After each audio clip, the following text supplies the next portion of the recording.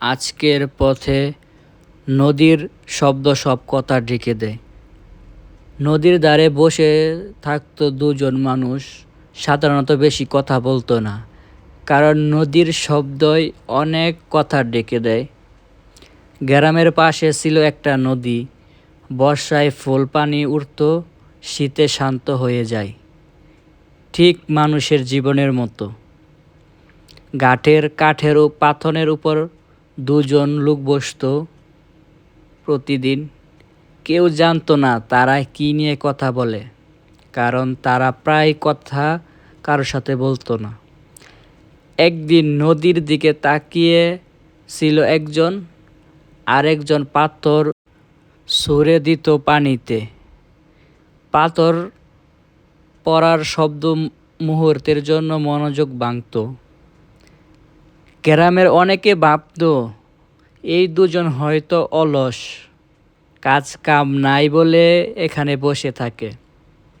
কিন্তু কেউ জানতো না দিনের বেলা তারা কতটা বোঝা বইত।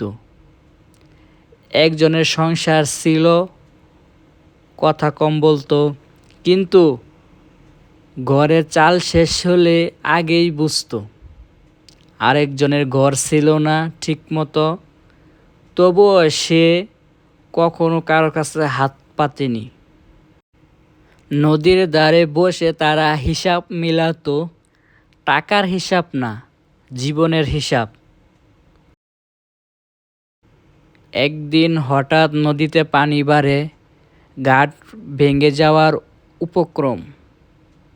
গ্রামের লোকজন দৌড়াদৌড়ি শুরু করে।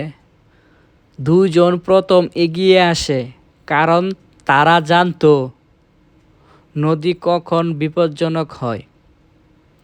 তারা কাউকে ডাকে না, নিজেরা বাঁশ দড়ি বাঁধে রাত পর্যন্ত কাজ করে।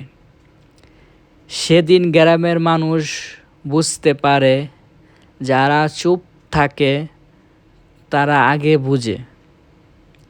রাত নামলে তারা আবার ঘাটে বসে। কেউ ধন্যবাদ দেয় না, তারাও চায় না।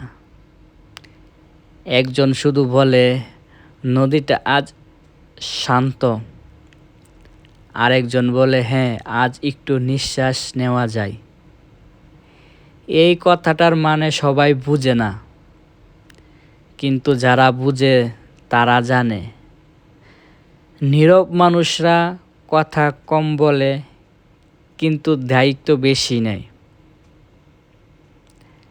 শেষ কথা, সব কাজের শব্দ হয় না, কিছু কাজ নীরবে শেষ হয়।